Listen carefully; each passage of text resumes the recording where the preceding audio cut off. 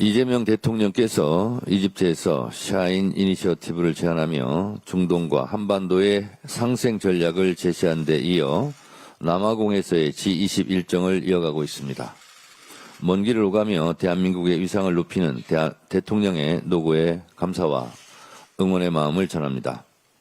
남아공에서 이재명 대통령은 믹타 의장국으로서 멕시코, 인도네시아, 호주, 튀르키예 등 주요 중견국 정상국들과의 회동을 주재했습니다. 이 자리에서 이재명 대통령은 선진국과 개도국 간의 가교 역할로서 믹타의 중요성을 역설하고 협의체 간의 강한 공조로 다자주의를 회복하고 국제협력을 강화해야 한다는 메시지를 전했습니다. 인도, 브라질과의 정상회동, 프랑스, 독일 정상과의 회담도 진행했습니다. 독일과는 통일의 경험이라는 의제를, 프랑스와는 양국 관계를 전략적 동반자로 격상하자는 제안을 나누며 협력의 장을 열었습니다. G20 회의에서 가장 인상에 남는 이재명 대통령의 발언은 세계무역기구 WTO의 기능 회복은 우리 모두의 이익에 부합한다라는 것이었습니다. 미국발 보호무역주의가 강화되는 상황에서 자유, 다자, 무역의 회복 필요성을 강조한 것은 대통령의 해안입니다. 수출로 먹고 사는 우리에게 예측 가능한 무역 투자 환경을 조성하는 것만큼 국익에 도움이 되는 일은 없을 것입니다. 또한 이재명 대통령이 포용적 지속 가능한 성장을 위해 밝힌 세 가지 핵심 해법은 단순한 외교적 수사가 아닙니다. 대한민국이 글로벌 경제구조 변화 속에서 무엇을 지향하는지 명확히 드러낸 선언입니다. 첫째, 경제 체질 변화는 성장 잠재력이 큰 분야에서 국가 자본을 집중해 부채를 줄이는 구조를 만들어야 한다는 것입니다. AI와 같은 미래 산업의 집중 투자에 총생산을 늘리고 국가 부채 비율을 낮추는 우리의 사례를 소개했습니다. 둘째, 예측 가능한 무역, 투자, 환경 조성을 위해 투자 과정에서의 행정 절차 간소화와 투명성을 높이기 위한 국제 규범이 필요하다는 것을 강조했습니다. 그동안 우리가 주도해온 투자 원활화 협정이 내년 WTO 강요회에서 공식적으로 채택되도록 노력할 것입니다. 셋째, 개발협력의 효과성 강화입니다.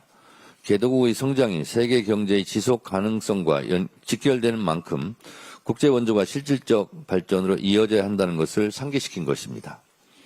세 가지 방안 모두 이재명 대통령의 실용적인 철학이 돋보인 제안이었습니다. 민주당은 대통령의 제안이 실질적인 성과로 이어질 수 있도록 정책들을 정비하고 국제적 협력을 강화할 것입니다. 외교 순방은 고도의 집중력과 헌신이 요구되는 대외 활동입니다. 국민들께서 쉬엄쉬엄 하는 대통령을 뽑은 것이 아니다라는 대통령의 말씀처럼 국민의 명령을 무겁게 받아들이고 책임있게 수행해 나가는 모습에 깊은 존경의 뜻을 표합니다. 이제 이재명 대통령께서는 마지막 순방지인 형제의 나라 튀르키예로 이동합니다. 남은 일정도 성공적으로 마무리하고 건강한 모습으로 귀국하길 바랍니다. 반성도 염치도 없는 국민의힘 행태에 분노를 금할 수가 없습니다. 벌써 다음 주면 윤석열의 불법 계엄 사태가 발생한 지 1년이 됩니다. 그러나 우리 국민들은 여전히 윤석열의 불법 계엄이 현재 진행형처럼 느낍니다. 내란은 아직도 끝나지 않았습니다. 곳곳에서 내란 옹호 의심 세력들이 준동하고 있습니다. 침대 축구를 일삼는 직위원 재판부로 인해 내란 속의 윤석열에 대한 재판은 지지부진하고 이로 인해 누구 하나 책임지지 않고 있습니다. 윤석열의 불법 계엄에 동조했던 국민의힘도 누구 하나 반성하지 않습니다.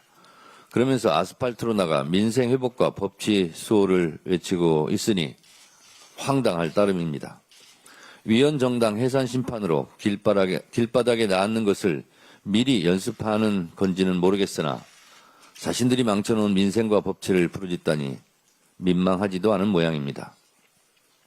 요즘 내란 재판 중계를 보면서 저런 사람이 대통령이었어? 라고 자괴감이 들으시는 국민이 많을 것입니다. 변명과 책임 회피, 품격제로의 윤석열을 보면서 아직도 윤 어게인을 외치는 자가 있다면 윤석열도 윤 어게인을 외치는 자들도 모두 모자란 사람들입니다. 아니 치졸하고 비겁한 반헌법, 반민주주의의 암적 존재들입니다. 고름은 살이 되지 않습니다. 짜내야 합니다. 국민의힘은 민생과 법치를 입에 올릴 자격도 없습니다. 이재명 정부의 국정 운영에 대해 어깃장을 놓고 흠집만 내려 하기 전에 윤석열의 12.3 불법 계엄 사태에 대해 제대로 사과하는 것이 먼저이고 순서입니다. 도리입니다. 윤석열의 불법 계엄에 동조한 자들이 스스로 잘못을 시인하고 반성하고 응분의 죗값을 치르는 것이 순리입니다. 그것이 윤석열의 12.3 불법 계엄으로 고통받은 우리 국민들에 대한 도리이고 공당으로서의 마땅한 책임입니다. 더 이상 국민 기만 행위는 용납될 수 없습니다. 필요하다면 국민의힘을 위헌정당 해산 심판 대상에 올려 헌법적 절차를 밟겠습니다. 더불어민주당은 무관용의 원칙으로 12.3 불법 계엄 내란 잔재를 확실하게 청산하고 이 땅의 민주주의와 헌정 질서를 바로 세울 것입니다. 이상입니다.